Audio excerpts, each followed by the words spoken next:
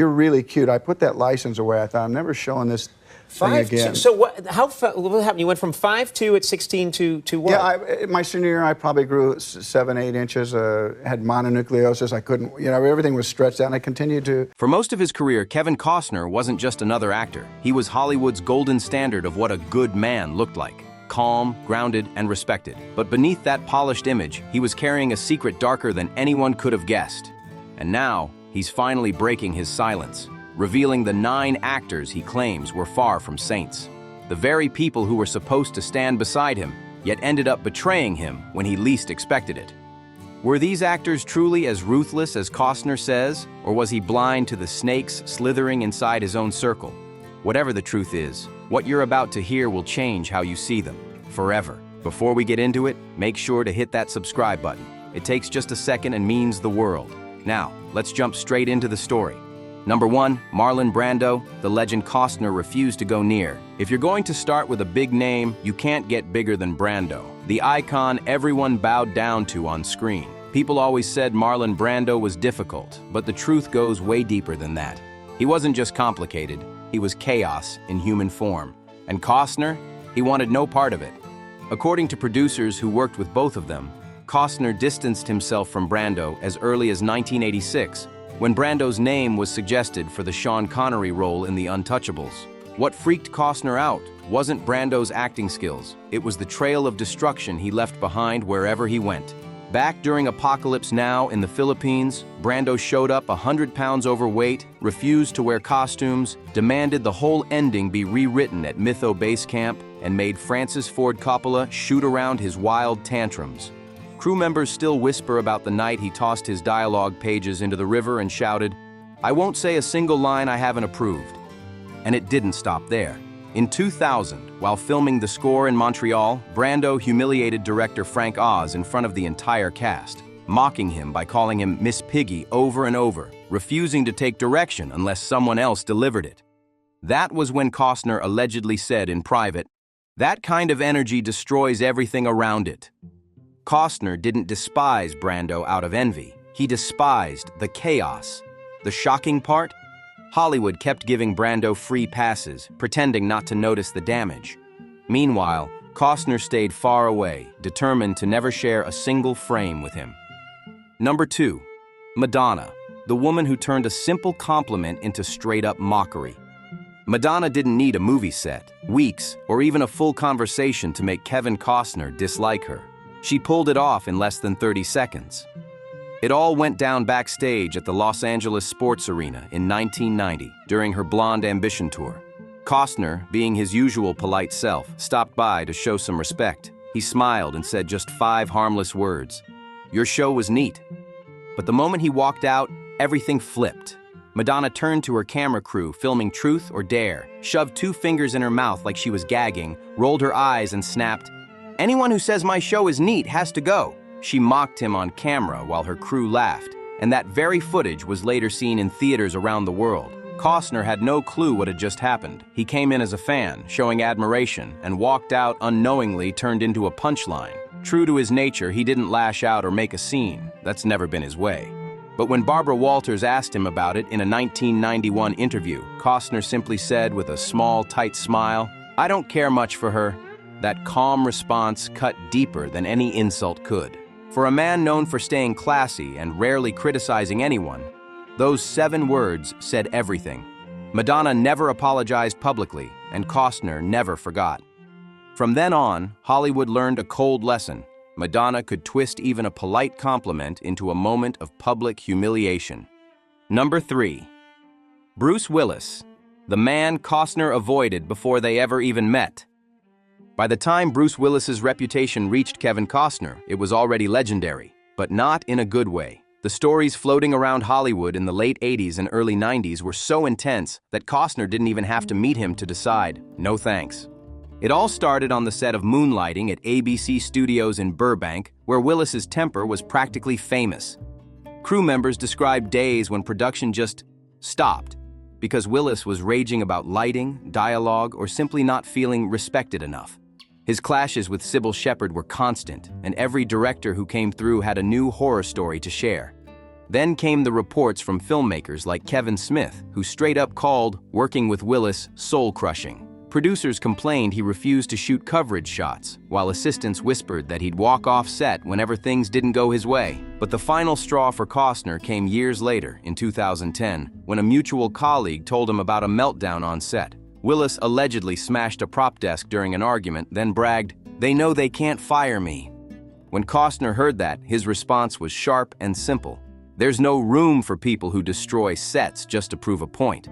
That wasn't just an opinion. It was a hard boundary.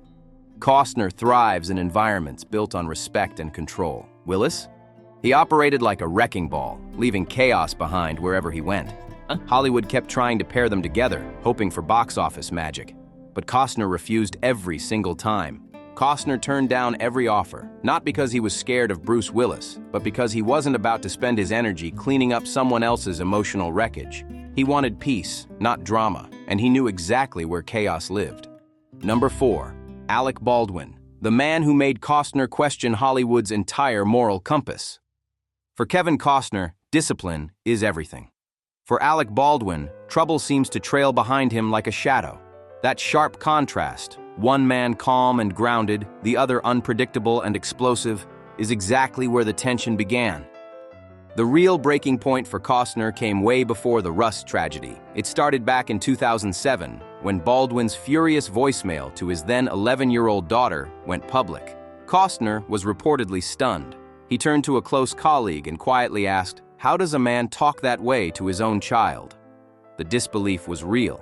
After that, Baldwin's behavior just kept hitting headlines, shoving photographers outside his Manhattan apartment, screaming at reporters, and creating such tension on 30 Rock that crew members were literally warning new hires to stay out of Baldwin's way. When Costner heard about that, he was furious. To him, a film or TV set should feel like a professional space, not a war zone. Then came 2018, the infamous parking space incident in Greenwich Village. After reading the police report that night, Costner reportedly muttered what he'd avoided saying for years. "Some men don't deserve the second chances they keep getting." He didn't see it as rivalry. It was about self-control, something Baldwin seemed to lose again and again. And that kind of chaos? Costner refused to stand anywhere near it. Number 5. Robert Duvall. The friendship that exploded into a full-blown showdown on set. Nothing could have prepared Kevin Costner for the shock of clashing with Robert Duvall, a man he deeply admired long before they worked together on Open Range in 2003. What began as mutual respect turned into one of the most intense creative battles of Costner's career. The drama started with one brutal realization. Duvall flat out refused to take direction from Costner, even though Costner was the film's director. Things started to unravel fast once the topic of billing came up. Duvall made it clear he would not accept second position on the movie poster. Costner was stunned by the demand, but tried to handle it calmly, hoping to reach a middle ground. Instead, Duvall shut it down hard. So hard that crew members still whisper about the heated meeting that went down inside the Los Angeles production office. Voices were raised, tempers flared, and from that day on, their once strong friendship was never quite the same again. One crew member later revealed that the tension between Kevin Costner and Robert Duvall reached a breaking point during pre-production. He heard Duvall snap, "I don't follow anybody," before storming out of the room. That defiant energy followed them straight to the New Mexico set. During a crucial rehearsal, Costner offered a small adjustment to the camera movement. Nothing major, just a director's tweak. But Duvall didn't just reject it. He blew up in front of the entire crew, raising his voice and accusing Costner of over-directing. Everyone on set froze. Costner, ever the professional, kept his cool. But later that night, he reportedly told a producer in private, "He's the most stubborn man I've ever directed." On screen, you'd never know any of this happened. Their performances looked flawless, their chemistry believable. But behind the scenes, the bond had shattered. They finished the film professionally, but once the cameras stopped rolling, the friendship was gone for good. Costner never invited Duvall to collaborate again. Not out of revenge, but because the trust between them simply died on that set. Number 6. Oliver Stone, the director who pushed Costner to his breaking point. When Kevin Costner teamed up with Oliver Stone to make JFK in 1991, everyone expected cinematic magic. Instead, the film set turned into a battlefield. The problem? Costner wanted to tell a story. Stone wanted to rewrite history. The tension started right at the beginning, in Stone's production office in New Orleans. During an early script review, Costner raised a concern about a scene that implied factual certainty, when, in truth, no such facts existed. Stone immediately fired back, pacing the room and snapping, "The audience doesn't want facts, they want truth." That line hit Costner like a punch. For him, this movie wasn't just entertainment. It was about one of the most painful national tragedies in American history. He believed it carried a moral responsibility to stay grounded in evidence, not conspiracy. From there, things only got worse. Every day on set, Stone pushed the conspiracy angles harder, while Costner kept demanding proof, asking for documentation, records, anything that backed up what was being shown. Crew members later admitted that their clashes got so intense that some shooting days were delayed because the assistant director had to wait for them to cool off. That infamous day on the JFK set marked the moment Kevin Costner realized he and Oliver Stone were living in two completely different worlds. After Stone shouted, "History is a narrative," the atmosphere on set turned electric, not the good kind. Crew members said you could feel the tension the moment you walked in. Costner, known for his calm presence, started showing flashes of frustration that no one had ever seen before. For him, this wasn't just another Hollywood movie. It was about truth, about respect for history and for the people who lived through it. But Stone, he was chasing controversy, bending reality to fit a message that only he believed in. Costner reportedly told a producer, "We're not making a theory, we're making a film." But Stone wouldn't budge. Their disagreements got so bad that even the cast started taking sides. Some whispered that Stone's creative genius justified the chaos. Others quietly backed Costner, calling him the voice of reason in a room full of noise. One crew member even claimed the two men once went hours without speaking on set, communicating only through the assistant director. Despite the behind-the-scenes tension, the final product was stunning. JFK became one of the most talked-about films of the decade. And while critics praised both men, Costner walked away feeling drained. He delivered a performance that defined his career, but at a cost that few could understand. In later interviews, he never trashed Stone publicly, but his tone said it all. When asked about working with him again, Costner simply replied, "We told the story we needed to tell." But that experience changed him forever. From that point on, Costner made one silent promise to himself. Never again would he let a director twist history just to spark headlines.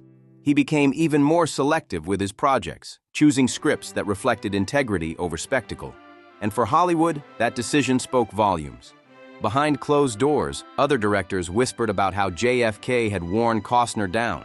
Some even said he turned down 3 major roles afterward because he didn't want to relive that kind of creative war. But instead of fading, he rebuilt, this time on his own terms.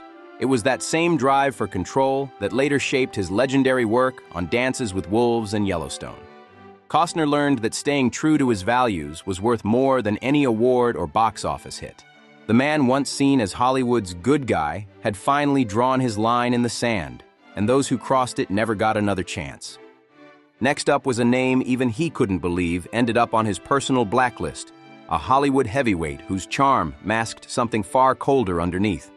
After everything Kevin Costner had endured, the betrayals, the ego clashes, the chaos behind the cameras, there was still one name left on his list. A name that shocked everyone who heard it. Because this last person wasn't some notorious troublemaker or Hollywood bad boy. No, this was someone the public adored, a true household favorite. Insiders whispered that Costner once called this actor the hardest person to see clearly. On the surface, they were charming, humble, and endlessly praised. But according to Costner, that charm was just a mask hiding a side of Hollywood most people never see. It all started during pre-production for a high-profile project in the early 2000s. Costner had been offered the lead role, but when he learned who his co-star would be, he reportedly hesitated. The studio couldn't understand why. The other actor was one of the most celebrated names in the industry, but Costner had his reasons.